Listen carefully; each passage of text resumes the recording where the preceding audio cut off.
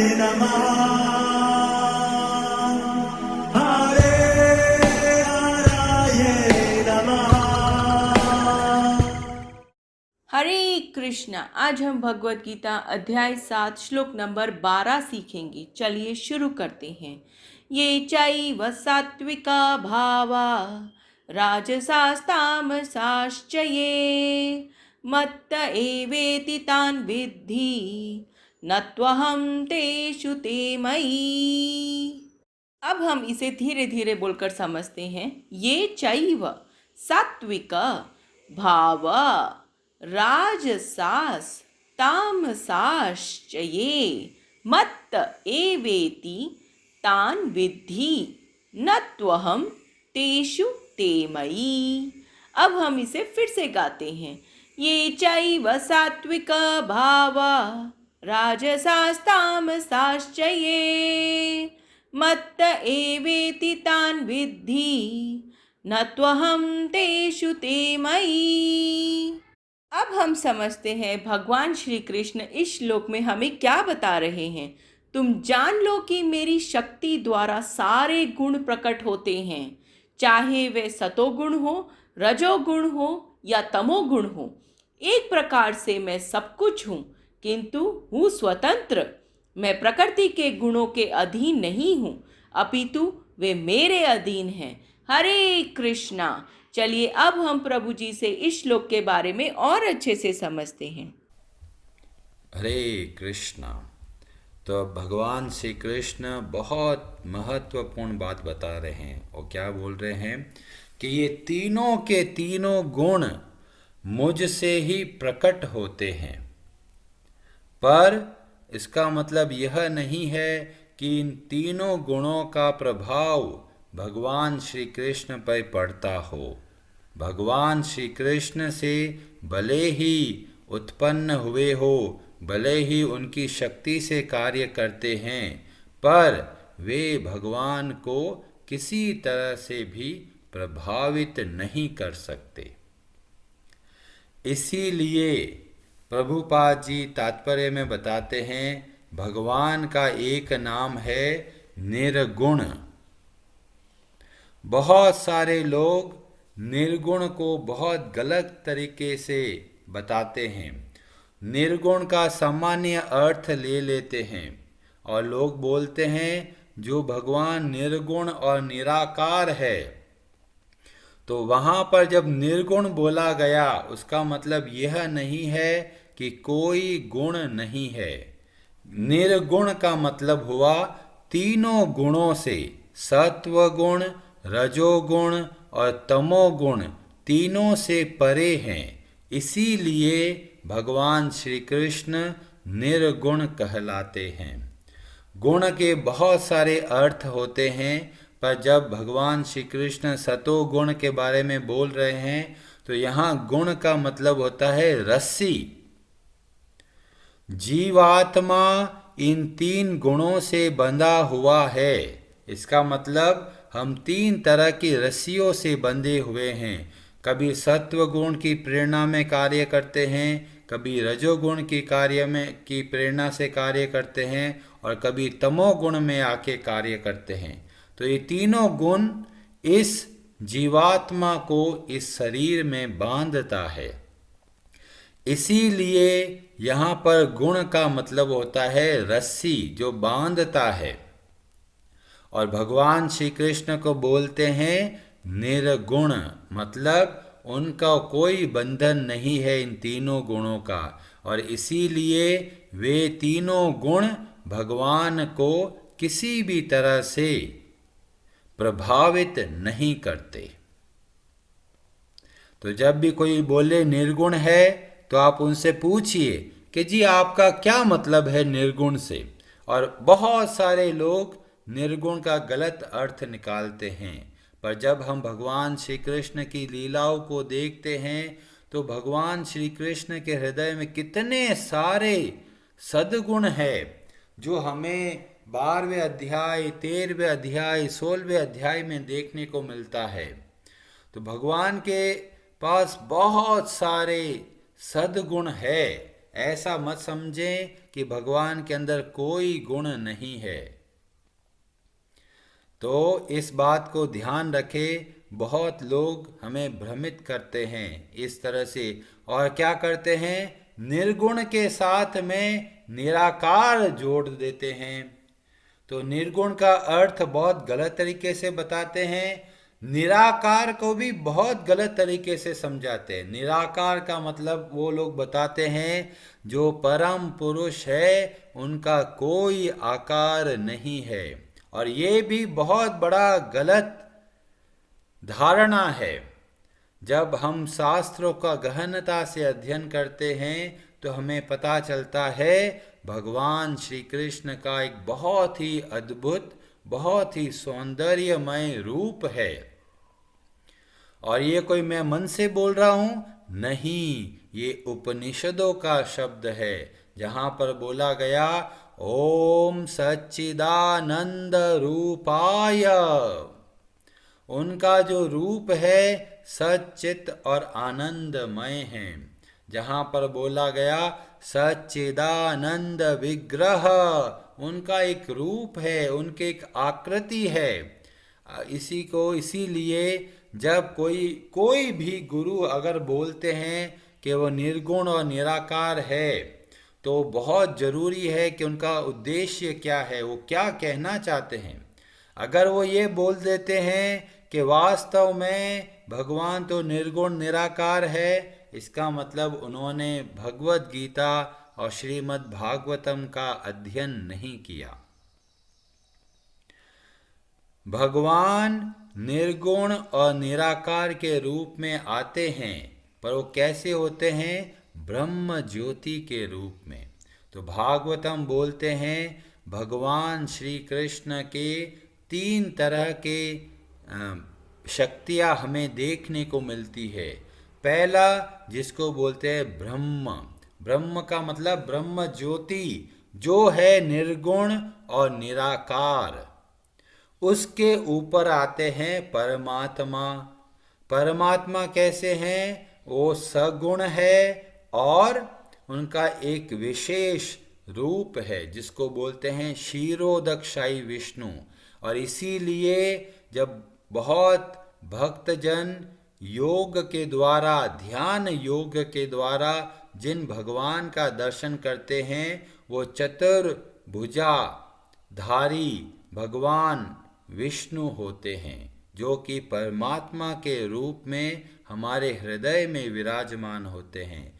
तो क्षीरोदक्षाई विष्णु के ही वो दर्शन करते हैं, पर उनके बाद में और अगर भक्ति करते हैं तो भगवान श्री कृष्ण का द्विभुज, 2 भुजाओं वाला रूप देखने को मिलता है, जो कि गोलोक वृंदावन में नित्य निवास करते हैं।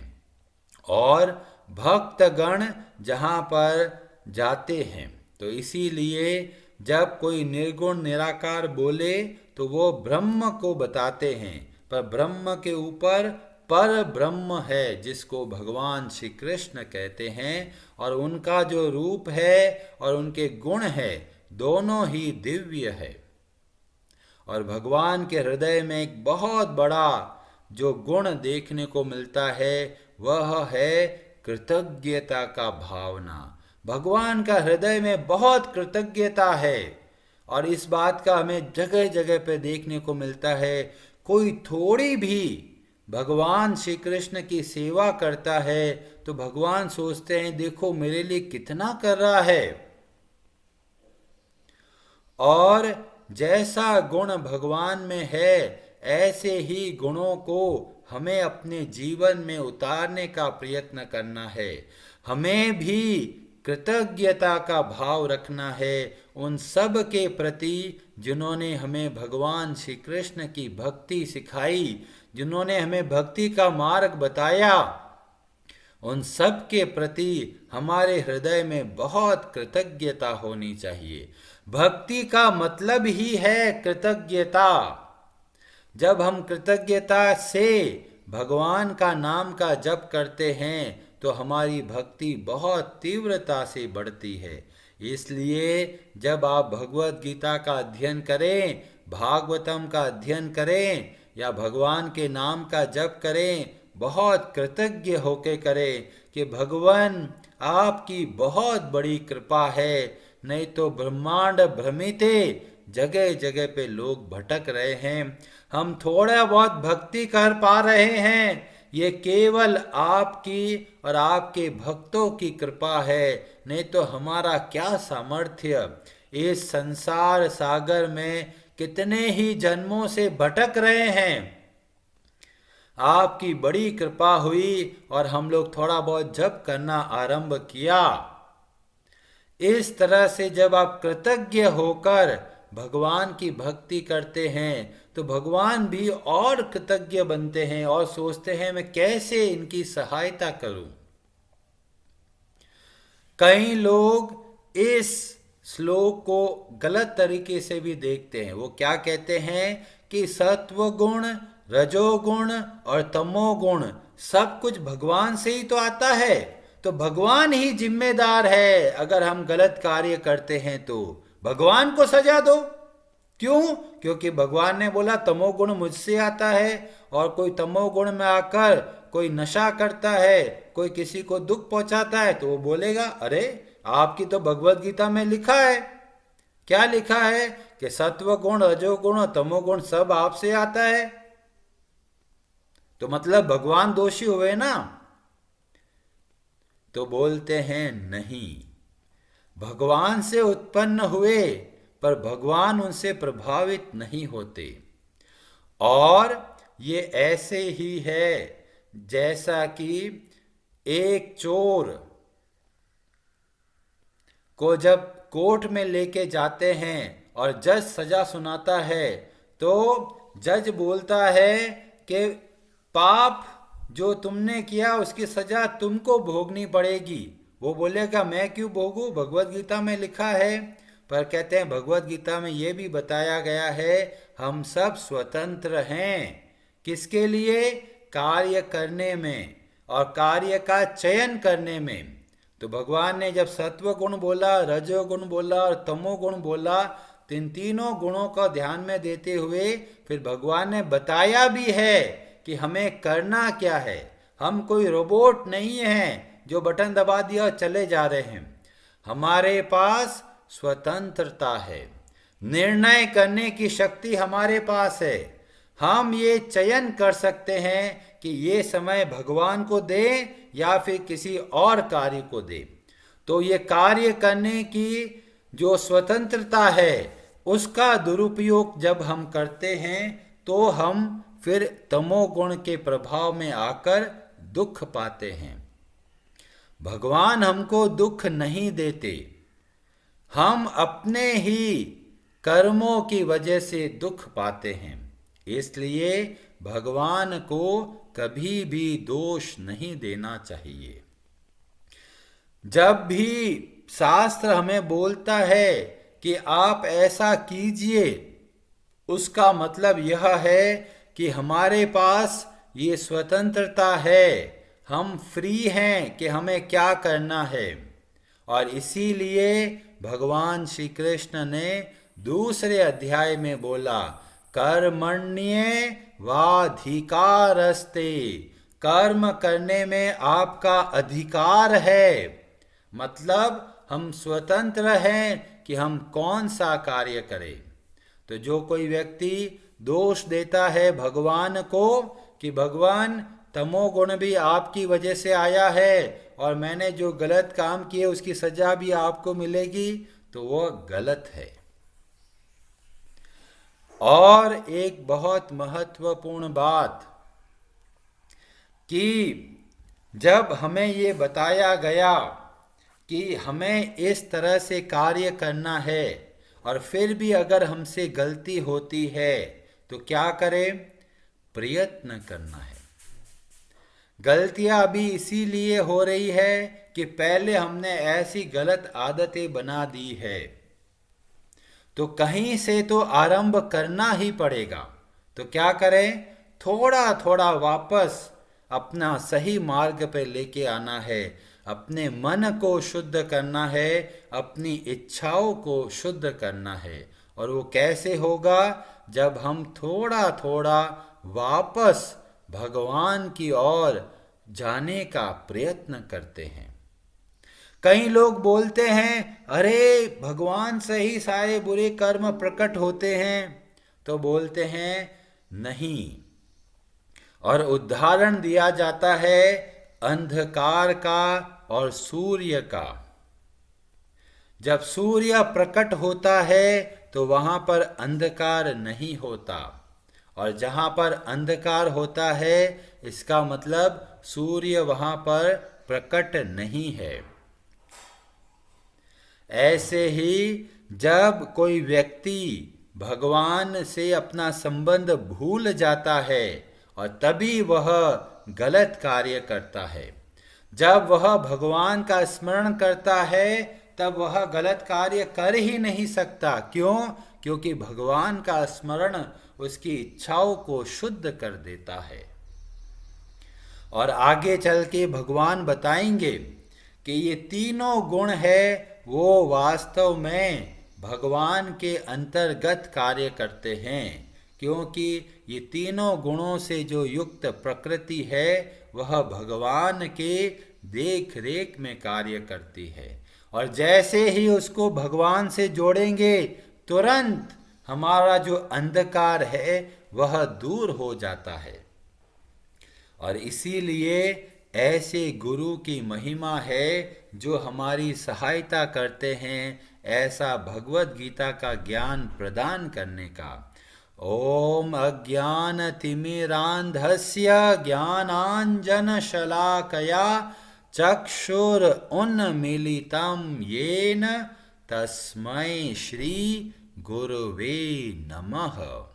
हम ऐसे गुरु को प्रणाम करते हैं जो हमारा अंधकार को दूर करते हैं और भगवान श्री कृष्ण के साथ हमारे संबंध को पुनः स्थापित करते हैं। जैसे ही सूर्य उदय होता है ऐसे ही सारा अंधकार चला जाता है। ऐसे ही जब भगवान श्री कृष्ण की भक्ति आरंभ होती है तब सारा अज्ञान का अंधकार दूर होने लगता है। और इसकी गारंटी कौन देता है? इसकी गारंटी भगवान श्री कृष्ण स्वयं 10वें अध्याय में देते हैं और बोलते हैं, जो मेरा इस तरह से भजन करते हैं तेषामेवानुकंपार्थम अहम अज्ञान जम तमः। ये अज्ञान वाला अंधकार को दूर करते हैं। कैसे? ज्ञान दीपेन भास्वता, ज्ञान के दीपक के द्वारा ये सारा अंधकार दूर करते हैं। और जैसे ही प्रकाश होता है हमें चीजें सही तरीके से देखने को मिलती है। अंधकार में चलेंगे तो हमें डर लगेगा, हमें भय लगेगा, चिंता होगी, अरे अंधकार है, पता नहीं क्या कोई सांप आ जाए, कीड़ा आ जाए, बिच्छू आ जाए। पर जैसे ही लाइट ऑन करते हैं सब चीजें साफ दिखने लग जाती है। ऐसे ही जब हम भगवान श्री कृष्ण की भक्ति करते हैं भक्तों के संग में, तब यह अज्ञान का अंधकार दूर होने लगता है और धीमे धीमे हमारा जो बेचैन मन है वह शुद्ध होकर शांत और गंभीर बनने लगता है। हमारा जो भय है, हमारी जो चिंता है वह दूर होने लगती है। तो हमें क्या करना है? नियम से भगवान श्री कृष्ण की भक्ति करनी है। हरे कृष्णा जी, आप सबका बहुत बहुत धन्यवाद।